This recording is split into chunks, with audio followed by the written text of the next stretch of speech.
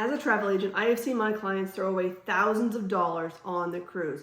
And the worst part is all of these mistakes are completely avoidable. So let's talk about it. Today we're going to talk about the 7 cruise booking mistakes that I see people make all the time, week after week, that cost them hundreds to sometimes thousands of dollars. We're going to go through all 7. I'm going to tell you why these mistakes are made, how to avoid them, and what I would do differently. So let's get into it. So if you're new here, I'm Ashley Neal. I'm a registered nurse and also a travel agent. I post videos a couple times a week, and I would really appreciate your support. So if you hit that subscribe button, I would really appreciate it. So mistake number 1, and probably the most costly mistake as far as money-wise, is booking your travel insurance right through the cruise line. Here's why. Now, I understand why people do this. It is convenient. It's right there at the checkout. It's through the cruise line, so you think it's better. But here's the catch. A lot of cruise lines offer travel insurance that is going to be either more expensive and or cover less than a third-party travel insurance company. A third-party travel insurance company like an Allianz or a Manulife gives you broader, most times cheaper coverage, and it covers you for your full trip vacation, not just the cruise portion of your travel. Make an informed decision because making the wrong one could cost you hundreds of dollars. So mistake number 2 is one of the easiest ones to avoid. It is not checking for price drops after you book your cruise. So most people, when they book their cruise, they book it, they forget about it. They do not check for price drops. So in saying this, most cruise lines, if you have a price drop before final payment, they will either credit you that money back to your form of payment, or a lot of times they'll give you onboard credit for this. So it is worth checking maybe once a month or every 2 months after you book to see if your cruise has actually dropped in price. So in saying that, not every cruise fare is eligible for a price drop. So you have to keep that in mind. As a travel agent, I do my best to monitor price drops myself. If you book direct with the cruise line, that is something that you will have to do on your own and then call and get it adjusted. And actually, I want to pause here for a moment because mistake number 3 is probably the one that catches most people off guard, and not a lot of people talk about it, and it has to do with buying your drink package. The timing of buying your drink package can save you hundreds of dollars, so let's discuss how that happens. So here's what most people do. They book their cruise, they book their beverage package right then and there because they feel like that's the best price they're ever going to get. But here's the catch. Cruise lines, especially all the main ones, run drink package specials a few times a year. And you can save 20 to 30% off of your cruise drink package by watching for these deals. Now, in saying that, with Royal Caribbean, you can purchase your drink package when you book or just after you book on their app.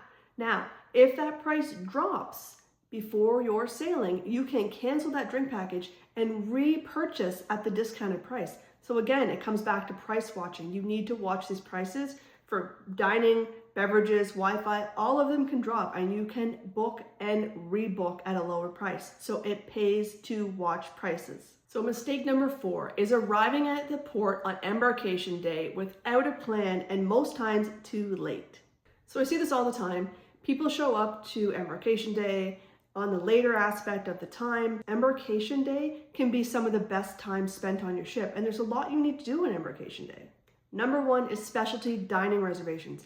If you arrive late on embarkation day, when you go to book your specialty dining once on board, all those good times and good dates are going to be booked up. Second is your spa treatments. This is the same thing. When you get on board, you need to make these reservations as soon as possible because the good times, especially on sea days for the spa, will fill up. And third, you can go to the main dining room and see where your assigned table is going to be if you have assigned table dining. And if you're not happy with that placement, you can ask the maitre d' to move your table. If you get on board late, you don't have that option because everybody else has already done that and asked, and there's nowhere else to move you. I would steer you to arrive as early of an embarkation time as you can on embarkation day. You get on the ship, usually between 10:30 and 11 is when they start letting people on the ship. You get on the ship first in the first couple of groups. You can make all your reservations. You can go and find your tables in the main dining room. And you can get all of those things done, including your muster. You can get them all done before the crowds hit the ship. So guys, if you're finding this helpful, please let me know in the comments below. Let me know if there's any of these mistakes that you've made before. And if you haven't done already, subscribe to the channel. I really appreciate it. It helps me a lot. So cruise booking mistake number 5 is booking the wrong cabin category for your itinerary. This is so important. And no, this is not about inside versus balcony. It also includes where your cabin is placed on the ship. And this matters more than most people take into account. If you're sailing through rough waters like transatlantic or Alaska at certain times of the year, you're going to want a mid-ship cabin, lower decks, for less movement, so which prevents your seasickness. If you book a cabin aft or forward and you're prone to seasickness, you're going to feel that movement and you're going to be in for rough sailing. So here's the catch with your cabin placement.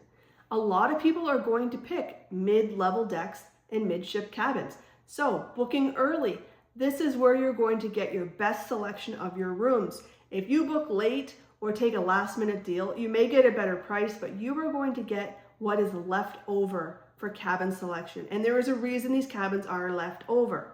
And also for your cabin placement, you need to look and see what is above you and what is below you. You do not want to be above the buffet. You do not want to be below the pool deck. I have done it. I have made this mistake myself and booked a cabin below the pool deck.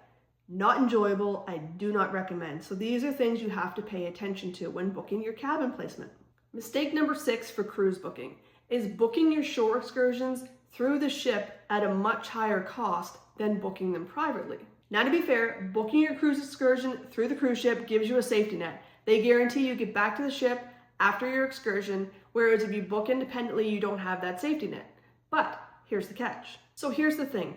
If you have a port day that has a long time that you can get to and from your shore excursions, it might be easier to dabble with the thought of booking independently through a third-party shore excursion company. That is obviously reputable. You don't just book anybody, you have to do your research. But if you have a shorter, tight time frame at the port, then I would definitely recommend sticking with the cruise line shore excursions because you're going to have that safety net of getting back to the ship on time. So what I would recommend with this is compare your cruise ship prices with the independent shore excursion prices. Check out and see how long you have at the port and then make your decision. And finally, mistake number 7, I have left this for last because this is the one that confuses most people, not only first-time cruisers, but also seasoned cruisers. And that is how your onboard credit works. Most promotional onboard credit that you get through promotional offers, travel agents offers, other incentives, it is non-refundable. So which that means if you don't use it on board the ship, then you lose it. You can use onboard credit for almost anything on board the ship, but you need to make sure that you plan to use it. If you have $300 of onboard credit and you don't use it, you don't get it back. So let's do a quick recap. Number 1, buying travel insurance. It's an absolute must. Price between the cruise line and third party. Number 2, always make sure that you watch for price drops on your cruise. You could save yourself a lot of money. Number 3, knowing when to buy your drink package and knowing that some cruise lines, not all, can allow you to price adjust, cancel, and rebook at discounted prices. Number 4, make sure you arrive at the port on embarkation day early so you can get the best experience possible. Number 5 is make sure you book the right cabin for yourself. You have to make sure that you're not going to get a cabin that's left over because there's a reason these cabins are left over. Number 6, paying full price for your cruise excursions. Do your research, price them out, and compare.